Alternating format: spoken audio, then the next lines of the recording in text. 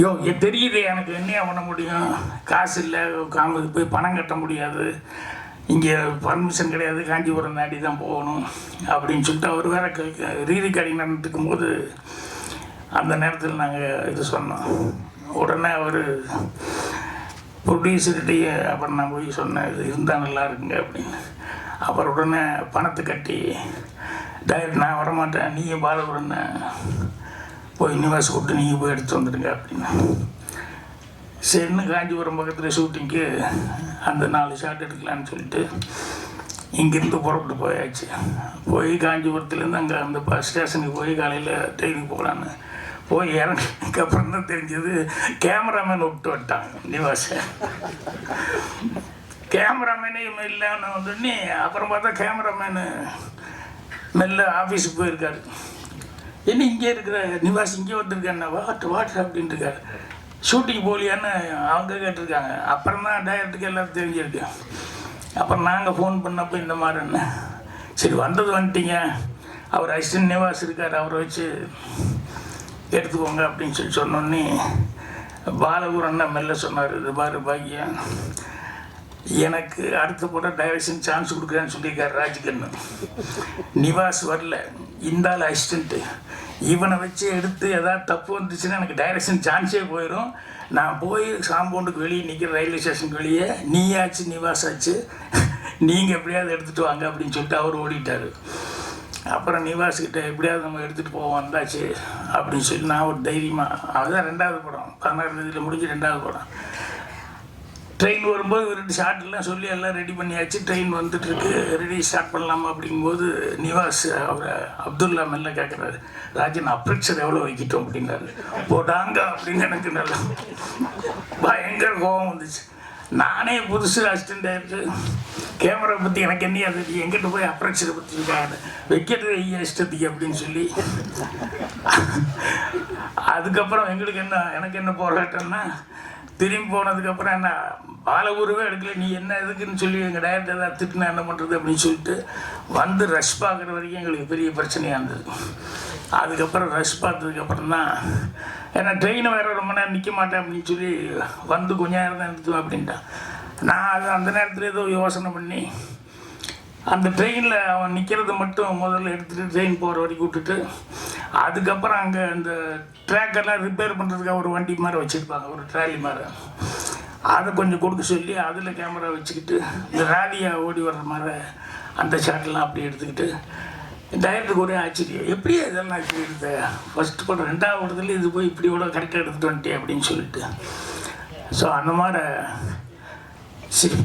Cinema எடுக்கும்போது இதெல்லாம் போராட்டமாக இருந்தது. அதே மாதிரி சூரலா சித்திரங்கள் டைரக்ஷன் பண்ணணும்னு சொல்லிட்டு எல்லாம் ரெடி ஆகிடுச்சு. நான் கன்னிபுரத்தில் முடிச்சுட்டு என்னோடய போர்ஷனை முடிச்சுட்டு நான் ஷூட்டிங்கு போகலாம் அப்படின்னு சொல்லிவிட்டு ஃபஸ்ட்டு படம் டைரக்ஷன் பண்ண போகிறேன். ப்ரொடியூசர் எல்லாம் ரெடி, சுதாகர்கிட்ட கால்ஷீட் வாங்கி எல்லாம் ரெடியாக வச்சுருக்காங்க. அவருக்கு ராஜ்கண்ணு திடீர்னு வந்து, யோ பாலகுரன்னே புதுசு, அதனால் நீ இரியா அப்படின்னாரு. இல்லைங்க கால்ஷீட்டு எல்லாம் வந்துருச்சு, அதனால் நான் போய் ஆகணும்னு ஒரே சண்டை. அவர் உடனே ஃபோன் பண்ணி சுதாகரை, டேய் அவன் 2வது படம் கிழக்கே கோயில் ஃபஸ்ட்டு படம் அங்கே தான் நடிச்சிருக்கான் அவன், அதனால் சுதாகருக்கு ஃபோன் பண்ணி நீ மெட்ராஸ் பக்கம் வந்தால் துப்பாக்கி எடுத்து சுட்டே போடுவோன்னு அப்படின்னு சொல்லி, இப்போ கால்ஷீட் கிடையாது பாக்கியராஜுக்கு, நீ ஒரு 3 மாதம் கழிச்சு கொடு அப்படிங்கிற மாதிரி சொல்லி அவனை மிரட்டி விட்டு, அது ஷூட்டிங் வேறு கேன்சல் ஆகி, என்னடா ஃபஸ்ட்டு இப்போ ஷூட்டிங் ஆரம்பிக்கலான்னு இப்படி ஆகிப்போச்சு அப்படின்னு சொல்லிட்டு. அப்புறம் ப்ரொடியூசரே வந்துட்டார். ஏன் ப்ரொடியூசரே வந்து, இல்லை பாக்கியராஜ் எதுக்கு சண்டை, நீ முடிச்சு கொடுத்துட்டே வந்துடு அப்படின்னாரு. இப்படி ஒவ்வொரு எதுவும் போராட்டம் அப்படிங்கிறது வந்து கடைசி வரைக்கும் ஃபஸ்ட்டு படம் டைரக்ஷன் பண்ணும்போது போராட்டங்கிற மாதிரி, அது மாதிரி எல்லா இதுவும் இருக்கும், இல்லாமல் இல்லை. அது வந்து அவரை பொறுத்த வரைக்கும் அஜித் அவருக்கு வந்து நல்ல ப்ரொடியூசர் கிடச்சிருக்காரு அப்படிங்கிறது பெரிய இதே ஒரு நல்ல செலவனம் தான்.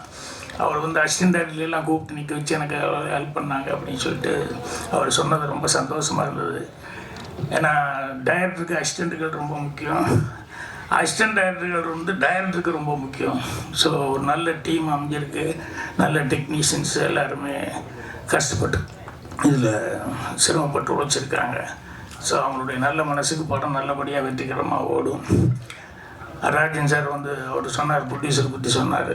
அவர் சொன்ன மாதிரி எதுக்கோ வந்திருந்தா கூட இன்றைக்கி இந்த அளவுக்கு திரைப்படம் எடுக்கிற அளவுக்கு அவர் வந்திருக்காரு அப்படின்னு சொல்லும்போது அது ரொம்ப மனசுக்கு சந்தோஷமாக இருக்குது. அதே மாதிரி ஒரு நல்ல டைரக்டர் ஒரு நம்பி ஒரு வேலையை ஒப்படைச்சிருக்காரு அப்படிங்கும்போது அவருடைய மனசு, அதாவது ஒருத்தனை பரிபூர்ணமாக நம்பி ஒரு தொழிலை ஒப்படைச்சிக்கிறது அப்படிங்கிறது சாதாரண விஷயம் கிடையாது. அதை செஞ்சுருக்காரு அப்படிங்கும்போது டைரக்டர் அந்த ரெஸ்பான்சிபிலிட்டியோடு பண்ணியிருப்பார். ஸோ அதனால் டைரக்டருக்கு, குறிப்பாக டைரக்டருடைய மனைவிக்கு, இதுக்கு விட்டாங்கல்ல வேலையை விட்டு போட்டு வந்ததுக்கு அவங்களுக்கு மையனாக வாழ்த்துக்கிட்டு. ஏன்னா சொன்ன மாதிரி அவர் வீட்டுக்குள்ளேயே விட மாட்டாங்க. இருக்கிற வேலை இல்லாமல் இருந்துட்டு இதுக்கு போனால் பரவாயில்ல. இருக்கிற எல்லாருக்கும் வணக்கம். இன்னைக்கு ரொம்ப முக்கியமான ஒரு நாள் எங்கள் எல்லாருக்குமே. அண்ட் ரொம்ப ஸ்பெஷலான ஒரு நாள் இன்னைக்கு. கைலனோட ட்ரெய்லர் அண்ட் July 25th இந்த படம் ரிலீஸ் ஆகுது. எல்லாரும் சொன்ன மாதிரி நிறையா ஹார்ட் ஒர்க், நிறைய பேரோட பேஷன் அண்ட் லவ் இந்த படத்தில் இருக்குது. அண்ட் எனக்கு இன்னும் கொஞ்சம் ஸ்பெஷல்னு சொல்லலாம். பிகாஸ் எல்லா ஆக்டர்ஸுக்குமே ஒரு கனவு இருக்கும் பொதுவாக. நம்மளை பெரிய ஸ்க்ரீனில் பார்க்கணுன்ற ஒரு கனவு எனக்கு. நான் ஒரு 2-3 படம் பண்ணியிருக்கேன். அண்ட் இப்போ ஒரு சாலிடான ஒரு கேரக்டர் கொடுத்து ஒரு ஸ்க்ரீன் ப்ரெசன்ஸ் கொடுத்து வர படம் எனக்கு படம் கைலன் தான். ஸோ அதுக்கு I am very very thankful to the director. And audition பண்ண போனப்போ எனக்கு பெருசாக ஒர்க் எக்ஸ்பீரியன்ஸ்னு இல்லை. அது எதுவுமே பார்க்காம ஃபுல்லாக ஆடிஷன் மட்டும் பார்த்து ஓகே இவங்களால பண்ண முடியும்ன்ற ஒரு நம்பிக்கையோடு எனக்கு இந்த ரோல் கொடுத்ததுக்கு ரொம்ப thanks sir, Ajith sir. And my extended gratitude to the producer, sir. Thank you for making me part of this film. And everyone who I worked with, thank you so much for being so kind and so generous. உண்மையிலே ரொம்ப ஸ்பெஷலான co-actors. And உங்களுக்கு கண்டிப்பாக படம் பிடிக்கும்னு நம்புகிறேன். Thank you so much. ஒன்றும் இல்லை, இந்த ஜிஎஸ்டி வரி வந்த உடனே தமிழ்நாடு பூரா, இந்தியா பூரா, வேறு எந்த மாநிலத்திலும் 8% டேக்ஸ் கேளிக்கை வரின்னு தமிழ்நாட்டில் மட்டும்தான் போட்டாங்க. மீதி இந்தியாவில் எந்த மாநிலத்திலும் இல்லை. அதை நம்ம முன்னால் இருந்த ஆட்சியில் நம்ம ப்ரொடியூசர் கவுன்சில், சினிமா உலக சார்ந்த சங்கங்கள் எல்லாம் வேண்டுகோளை வச்சோம். சினிமா டிக்கெட் விலை ஏறி போச்சு, சினிமா சரியாக இல்லை, இந்த 8% தனியாக வேறு வாங்குறீங்க, அதனால் அதை விட்டால் சினிமா நல்லாயிருக்கும், அதனால் அந்த 8% கேளிக்கை வரி எடுக்கணும் அப்படின்னு நீண்ட நாள் கோரிக்கை. அந்த ஆட்சியில் ஒன்றுமே பண்ணலை. ஆனால் நம்முடைய தமிழக முதல்வர் மு.க. ஸ்டாலின் அவர்கள் இப்போ போன வாரத்தில் 4% வரியை குறைச்சிருக்காரு. கேளிக்கை வரியை 4% வரி குறைச்சிருக்காரு. இன்னும் இருக்கிறது போக அந்த பர்சன்ட் கூட குறைக்க வேண்டும்ன்ற வேண்டுகோளை வச்சு அவர் எல்லாரும் ஒரு கிளாப் பண்ணி தமிழக முதல்வருக்கு நன்றி தெரிவிக்கணும். ஏன்னா என் தம்பியுடைய படம், அந்த படத்துக்கு அவருக்கு நிறைய உரிமை இருக்குது.